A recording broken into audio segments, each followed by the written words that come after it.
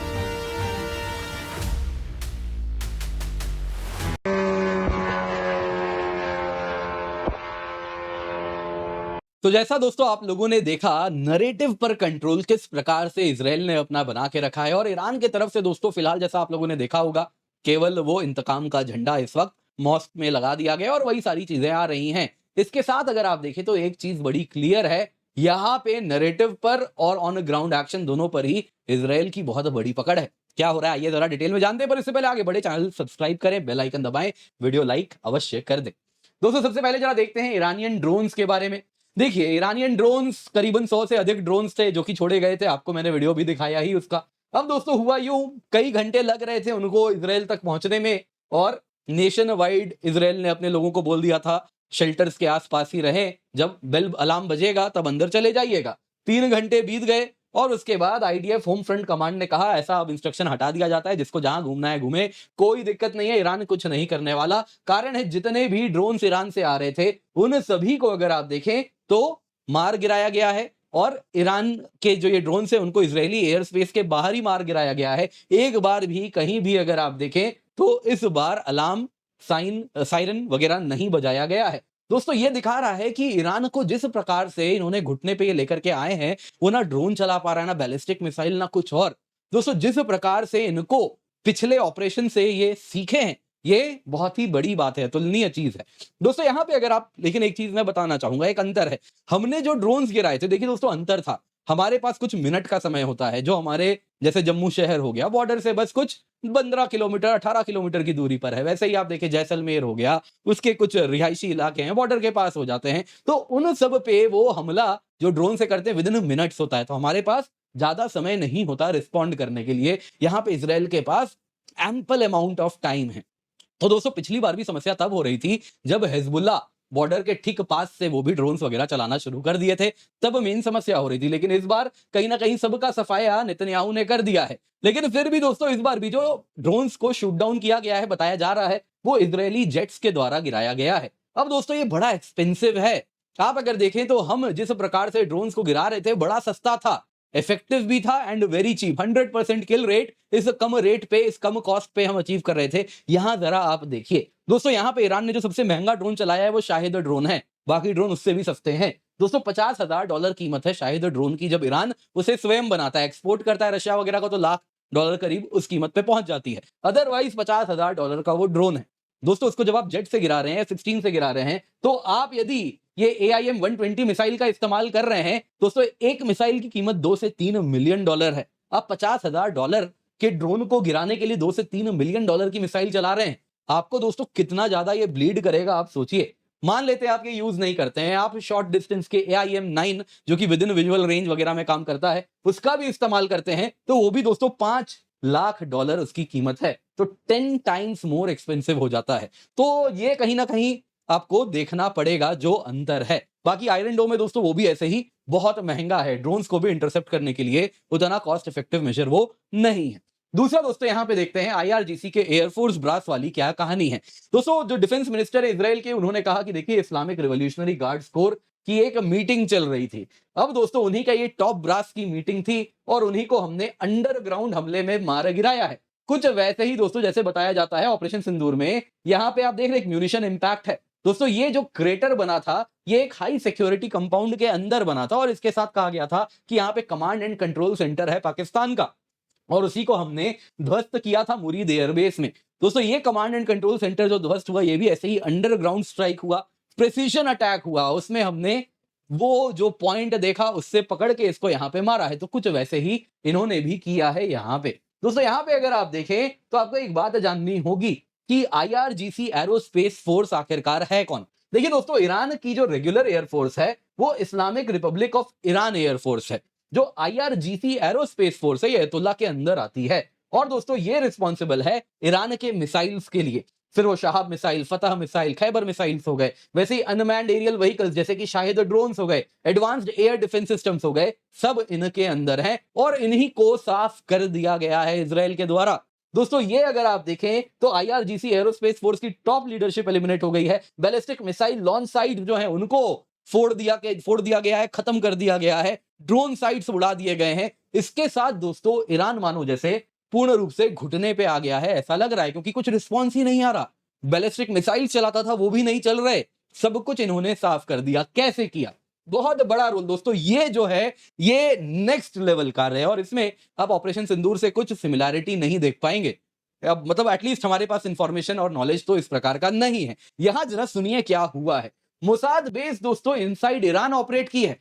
कई सालों से इजराइल इसकी तैयारी कर रहा था कि एक दिन ईरान की न्यूक्लियर साइट, मिसाइल प्रोग्राम सबको हटाना होगा और उसके लिए दोस्तों कई साल इन्होंने ईरान के अंदर एक सीक्रेट ड्रोन बेस बनाया। दोस्तों यहाँ पे अगर आप देखें तो प्रिसीजन वेपन सिस्टम्स वगैरह इस ड्रोन बेस में स्मगल किए गए, ड्रोन स्मगल किए गए, कमांडोज इस साइट में पहुंचे ईरान के अंदर। दोस्तों वहां पे ये ऑपरेट कर रहे थे और ये सब ओवरनाइट इन्होंने ड्रोन्स को एक्टिवेट किया और इसके साथ surface to surface missile launchers जितने भी थे ईरान के, बैलिस्टिक मिसाइल लॉन्चर्स जहां जहां थे, उन सबको उड़ाया। जो कन्वॉय था जिसके साथ वो इजराइल के ऊपर चलाने के लिए मिसाइल्स मूव करा रहा था, वो सब पूरा का पूरा कन्वॉय इन ड्रोन्स ने उड़ा दिया। दोस्तों इसके साथ ईरान के एयर डिफेंसेस सब कुछ इन मोसाद के कमांडोज ने उड़ा दिया है।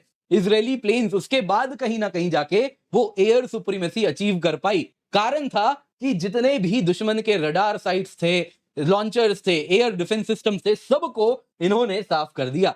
तब जाके एयरफोर्स अपना काम की है। दोस्तों ये कहलाता है सीड ऑपरेशन और ये बहुत बड़ा रोल प्ले करता है। सीड का मतलब होता है suppression of enemy air defence. दोस्तों होता यूं है कि इसके द्वारा जब भी दुनिया में कोई भी एयर ऑपरेशन स्टार्ट होता है, उसके पहले जरूरी है आप दुश्मन के रडार्स को खत्म करके उसे अंधा करें, दुश्मन के एयर डिफेंस सिस्टम को उड़ा दे कि आप पे वो हमला ना कर सके। और ये हमेशा शुरुआत होती है एक बड़े ऑपरेशन की। इजराइल ने हूबहू इसी प्लेबुक को फॉलो किया और इसके साथ अगर आप देखें तो उन्होंने वो अचीव किया। लेकिन अनफॉर्चुनेटली ऑपरेशन सिंदूर में हमने ये नहीं किया था। आपको याद होगा दोस्तों, ऑपरेशन सिंदूर में जो पहला हमारा हमला था वो पाकिस्तान के आतंकवादी ठिकानों पे था, जिसके साथ पाकिस्तान के जितने भी HQ-9, HQ-16 उसके रडार्स हो गए और वो सब एज इट इज हमने रहने दिए, क्योंकि पाकिस्तान के मिलिट्री एसेट्स को हमने हाथ नहीं लगाया था। दोस्तों यहां पे कारण था कि political go ahead Indian air force को और हमारे डिफेंस फोर्सेस को नहीं दिया गया था, क्योंकि हमें दुनिया को मैसेज देना था कि देखिए हमारा जो ये वार है ये आतंकवाद के खिलाफ है, ना कि पाकिस्तान मिलिट्री या पाकिस्तान के खिलाफ है। लेकिन दोस्तों इजराइल इन सब में यकीन नहीं करता, वो बड़ा प्रैग्मेटिक है एंड रियल पॉलिटिक में यकीन करता है। उसने साफ साफ कह दिया पुरानी ईरानियन रिजीम रोग है और उसके साथ वैसा ही व्यवहार होना चाहिए। अनफॉर्चुनेटली हम वो चीज नहीं कर पाते, क्योंकि पाकिस्तान के साथ दोस्तों बाकी प्लेयर्स बहुत ज्यादा एक्टिवली इन्वॉल्व हैं। फिर वो यूएसए हो गया, चाइना हो गया, जो ईरान को जिस प्रकार का रोग स्टेटस दुनिया में दिलवा के रखा है उससे कई गुना ज्यादा रोग पाकिस्तान है, लेकिन उसको वो रोग स्टेटस नहीं मिल रहा है। दोस्तों उसके बाद अगर आप देखें तो ये बहुत बड़ा रोल रहा इंडिया का जो अप्रोच रहा, जिस वजह से आप देखें तो ऑपरेशन सिंदूर के पहले दिन में कहीं ना कहीं कुछ ज्यादा चैलेंजेस हमारे पास थे। एक बार हमने सीड कर दिया पाकिस्तान में, उसके बाद तो आपने देखा ही कैसे पाकिस्तान घुटनों पे आया। उसके बाद दोस्तों दूसरा डिफरेंस यहां पे आता है कि आपको याद होगा कि कैसे हमने ऑपरेशन सिंदूर में हमारे फोर्सेस को क्लियर अपर हैंड होने के बावजूद भी अचानक से उसको हॉल्ट करना पड़ा। कारण यह है न्यूक्लियर ब्लैकमेल।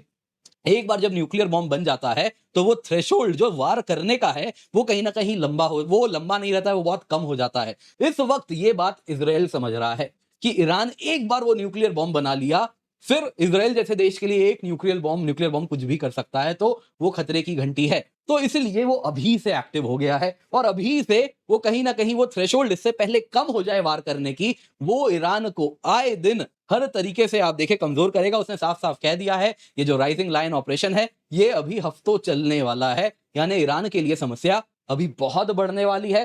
कहीं ना कहीं दोस्तों ये आज इजराइल को जो फ्रीडम है ईरान के साथ, ये इसलिए है क्योंकि आज ईरान न्यूक्लियर वेपन नहीं बनाया है। तो हमारे पास ये अपॉर्चुनिटी आज से सालों पहले थी जब पाकिस्तान न्यूक्लियर वेपन बना रहा था, लेकिन इस वक्त तो कहीं ना कहीं वो थ्रेशोल्ड उस प्रकार से नहीं है। उम्मीद करता हूं दोस्तों आपको वीडियो पसंद आई होगी, लाइक जरूर कीजिएगा। इसके सिवा केवल 17,999 रुपए में आपके लिए सब्सक्रिप्शन लाए हैं। 12 महीने का फ्री एक्सटेंशन मिल रहा है, आप निश्चिंत होकर जुड़े, 48 घंटे ही केवल इसमें बचे हैं। दोस्तों आप देख सकते हैं इस कीमत पे complete GS, complete CSAT, prelims test series, mains test series with evaluation आपको मिलता है। प्रीलिम्स की तैयारी, मेंस की तैयारी सब कुछ यहाँ पे होती है। कंप्लीट जीएस आपके लिए इस अफोर्डेबल प्राइस पे हो रहा है, आप निश्चिंत होकर जुड़े।